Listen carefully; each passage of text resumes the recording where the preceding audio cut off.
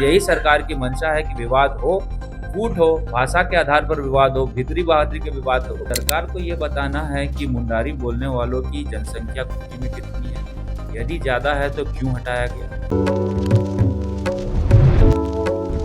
नमस्कार, इस T news देख रहे हैं आप और मैं हूं आपके साथ गौरी रानी। झारखंड के ज्वलंत मुद्दों पर बातचीत करने के लिए हमारे साथ इस वक्त भाजपा के पूर्व विधायक है अमित मंडल। बहुत दिनों के बाद मुलाकात हुई है। सर, एक बार फिर से आपका स्वागत है हमारे चैनल पर। झारखंड के ज्वलंत मुद्दों की बात कर रहे हैं। इन दिनों जो मुद्दे झारखंड की सियासत में गर्म है, उसमें ही पहला मुद्दा लेते हैं भाषा को लेकर। एक बार फिर से भाषा की लड़ाई झारखंड में देखने को मिल रही है। जब आप विधायक थे उस वक्त भी भाषा को लेकर आप लोगों ने विधानसभा के सदन के पटल पर आवाज भी उठाया, प्रोटेस्ट भी किया और एक बार फिर से जेटेट की परीक्षा में जो भाषा में बदलाव हुए हैं, चाहे वो संथाल परगना की बात कर ले या फिर अलग अलग जगहों पर जो देखने को मिल रहा है, कैसे देख रहे हैं इस पूरे मामले को लेकर? आप ही के जो पूर्व विधायक रहे भानु प्रताप शाही तमाम अपने प्रतिनिधि मंडल के साथ राज्यपाल से मुलाकात भी की है, तो राज्यपाल तक ये संज्ञान में गया है, तो कैसे देख रहे हैं भाषा? देखिए, इसमें दो तीन चीजें हैं। झारखंड सरकार को अपने क्षेत्र की नॉलेज नहीं है। झारखंड सरकार को अपने क्षेत्र की इसलिए नॉलेज नहीं है क्योंकि बगल में ही खूंटी है, रांची से सटा हुआ है। अब खूंटी में मुंडारी भाषा बोली जाती है। अगर आप जेटेट की वो सूची देखेंगे तो जेटेट की सूची में खूंटी से मुंडारी भाषा को हटा दिया गया है। वहीं पलामू की बात करें, पलामू में जो है भोजपुरी बोली जाती है। वहाँ पर क्षेत्रीय भाषाओं में भोजपुरी को हटा दिया गया है और नागपुरी और कुड़ुक को जनजातीय भाषा में जोड़ दिया गया है। अब सरकार को ये बताना है कि मुंडारी बोलने वालों की जनसंख्या खूंटी में कितनी है, यदि ज़्यादा है तो क्यों हटाया गया, और पलामू में भोजपुरी बोलने वालों की जनसंख्या कितनी है और हटाया गया है तो क्यों हटाया गया। यदि नागपुरी और कुड़ुक को जोड़ा गया है तो उनकी जनसंख्या कितनी है और जोड़ा गया है तो किस बेसिस पे जोड़ा गया है। ये तो आपका पलामू और रांची के आसपास का मामला हो गया। आप संथाल परगना की बात करेंगे, संथाल परगना में गोड्डा में कुड़माली को हटा दिया गया है और अंगिका को हटा दिया गया है। दुर्भाग्य की बात है कि अंगिका भाषा भाषी लोग गोड्डा में खासकर और देवघर में खासकर बहुसंख्यक हैं, और गोड्डा से अंगिका को हटाना अपने में एक हास्यास्पद स्थिति उत्पन्न करता है। हास्यास्पद स्थिति इसलिए है क्योंकि हमारे ग्रामीण विकास मंत्री जब विधायक बनी थी तो अंगिका में उन्होंने शपथ लिया था।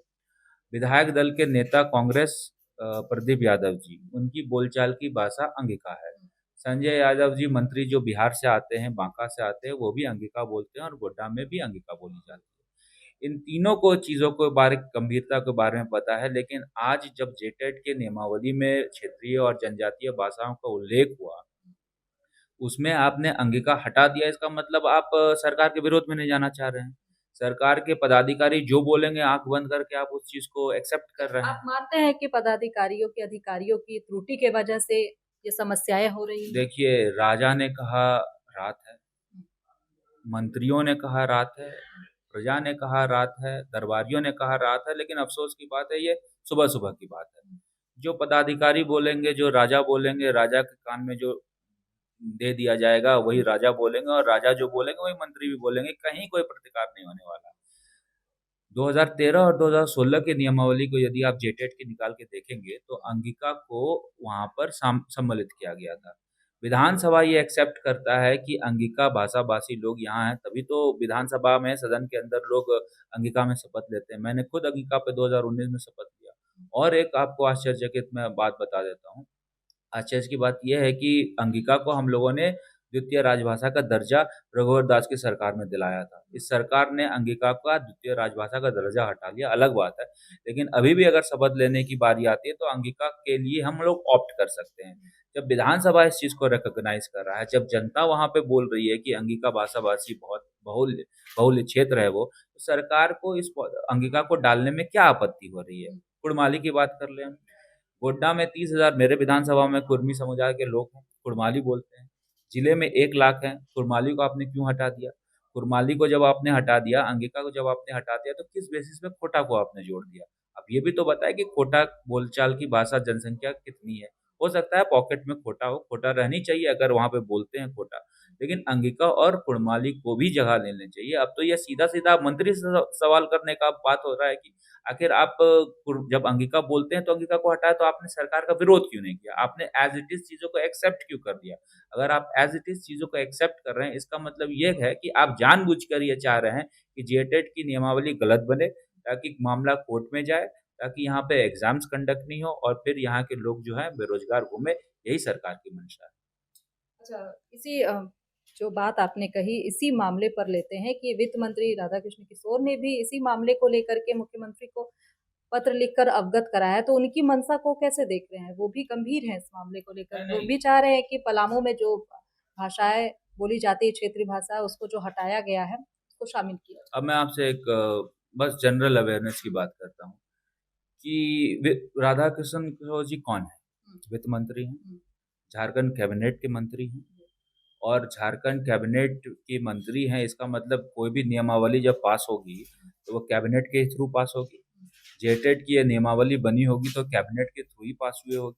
राधाकृष्ण किशोर जब भारतीय जनता पार्टी में थे, तो मुझे याद है कि 60-40 में वो प्रतिनिधिमंडल में शामिल थे, मैं भी उसमें शामिल था। हम लोगों ने इस पे चर्चा भी उस समय की थी। तो ऐसा नहीं हो सकता है कि राधाकृष्ण किशोर जी के संज्ञान के बिना ये नियम जो है कैबिनेट से अप्रूव्ड हो गया और राधाकृष्ण किशोर जी को नहीं पता चला। अब सवाल ये उठता है कि जब कैबिनेट के अप्रूवल से जेटेट की ये नियमावली निकली, तो मंत्री क्या कर रहे थे? ठीक है, मुख्यमंत्री की अलग मंशा हो सकती है, तो मंत्री क्या कर रहे थे? दीपिका पांडे सिंह क्या कर रही थी? संजय यादव जी क्या कर रहे थे? राधाकृष्ण किशोर जी क्या कर रहे थे? या तो जो भी नियमावली मतलब आपको आती लगता है, है कि जानबूझकर ये जो समस्याएँ उत्पन्न जो हो जिससे कि भाषा को लेकर एक बार फिर से विवाद छिड़े और फिर से जेटेट परीक्षा नियमावली जो बन रही है, उसमें फिर से विरोधाभास रहे और ये मामला जो और जेटेट का एग्ज़ाम्स लेना पड़ेगा, युवाओं को रोज़गार देना पड़ेगा, तो ये सरकार कैसे दे पाएगी? सरकार के फिर पास पैसा भाषा नहीं है। विवाद में फिर बाहरी-भीतरी की बात उठेगी। निश्चित तौर फिर पर माहौल उठेगी। बिगड़ने की संभावनाएँ झारखंड में आपको दिख रही हैं? देखिए, आप याद कीजिए कि जब धनबाद में भाषा विवाद शुरू हुआ था, धनबाद बोकारो में जयराम माधो जी जो विधायक हैं, भाषा विवाद को लेकर ही उन्होंने अपनी राजनीति वहाँ से शुरू की थी।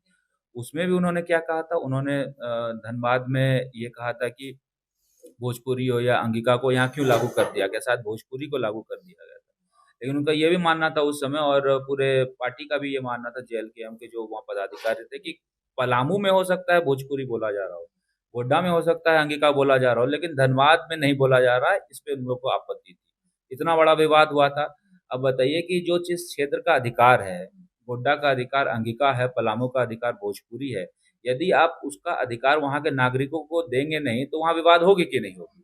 निश्चित तौर पर विवाद होगी और जब विवाद होगी, तो उसके लिए आम नागरिकों को संघर्ष करना पड़ेगा, तो जो चीज़ बनता हुआ दिख रहा है, वो भी डिरेल हो जाएगा।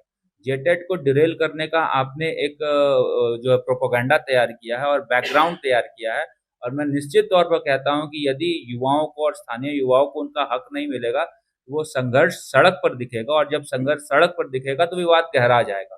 और यही सरकार की मंशा है कि विवाद हो, फूट हो, भाषा के आधार पर विवाद हो, भीतरी-बहादुरी के विवाद के ऊपर विवाद हो और नौकरियाँ यहाँ के युवाओं को ना मिले, ये सरकार की हिडन एजेंडा में से शामिल है। क्योंकि सरकार के पास वास्तविकता ये है कि मैया सम्मान योजना के अलावा सरकार को और कुछ नहीं दिख रहा है, ना नौकरी दिख रहा है, ना विकास दिख रहा है।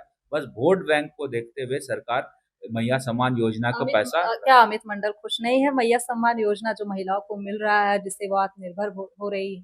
देखिए, मुझे बहुत खुशी है कि मैया सम्मान योजना जो पर्पज़ था, वो सिर्फ़ पेपर में दिख रहा है। लेकिन धरातल पे मैया सम्मान योजना का फ़ायदा लोगों को मिलता और जो वादा सरकार ने किया था कि हम सबको मैया सम्मान योजना दे देंगे, किसी को हम काटेंगे नहीं, तो मुझे और उससे भी ज़्यादा खुशी होती। लेकिन मैं इसलिए अभी खुश हूँ क्योंकि सरकार चाह रही है कि सरकार जो है खज़ाना जो है अपना पैसा जो है मैया सम्मान में दे, तो इसका मतलब तो कहीं न कहीं सरकार महिला सशक्तिकरण की बात तो कर रही है, इसमें तो कोई डाउट नहीं है। लेकिन साथ-साथ सरकार आधा-अधूरा वादा कर रही है। सरकार पिक एंड चूज़ कर रही है। आप पूरा प्रोफ़ाइल निकाल के देख लेंगे कि मैया सम्मान योजना किनको ज़्यादा मिल रहा है और एक जाति विशेष को खुश करने के लिए मैया सम्मान योजना घर में 5, 6, 7 महिलाओं को दिया जा रहा है और हिंदू समाज में मैया सम्मान योजना नहीं मिल रहा है, तो फिर मेरी वो खुशी आधी हो जाती है और पीड़ा अंदर से होने लग जाती है कि सरकार की मंशा क्या है। मैं सरकार पे तो सवाल हम लोगों ने पहले भी किया था कि जो सैयाँ हैं, जो अनुबंध में काम कर रही है, 24 घंटे जो काम करती है, उनको कितना आप दे रहे हैं? 2,000 दे रहे हैं। मैया सम्मान में कितना दे रहे हैं? 2,500 दे रहे हैं। तो कहीं न कहीं जो महिलाएँ काम नहीं है, प्रोडक्टिविटी उनका कम है, तो उनको आप 2,500 दे रहे हो और जो प्रोडक्टिविटी जिनका ज़्यादा है, जो काम कर रही है, उनको आप 2,000 दे रहे हो, तो उनका भी आप जो है अनुबंध कर्मियों का भी जो है मानदेय बढ़ाएँ। उनको 5,000 उनका मानदेय करें, मुझे और खुशी हो जाएगी और मैया सम्मान योजना में सबको जोड़ें, मुझे और मेरी खुशी दुगनी हो जाएगी। ये जो खुशी की बात आप कर रहे हैं, वो आधी-अधूरी खुशी है, पेपर में ही खुशी दिखेगी, लेकिन धरातल पे मुझे लगता है लोगों में आक्रोश है। तो देखिए भाषा का विवाद एक बार फिर से झारखंड में छिड़ चुका है और इस पर सियासत भी खूब हो रही है। अब देखना होगा कि इस भाषा विवाद की सियासत किस ओर मूव करती है। फिलहाल इस खबर में इतना ही, मुझे दीजिए इजाजत।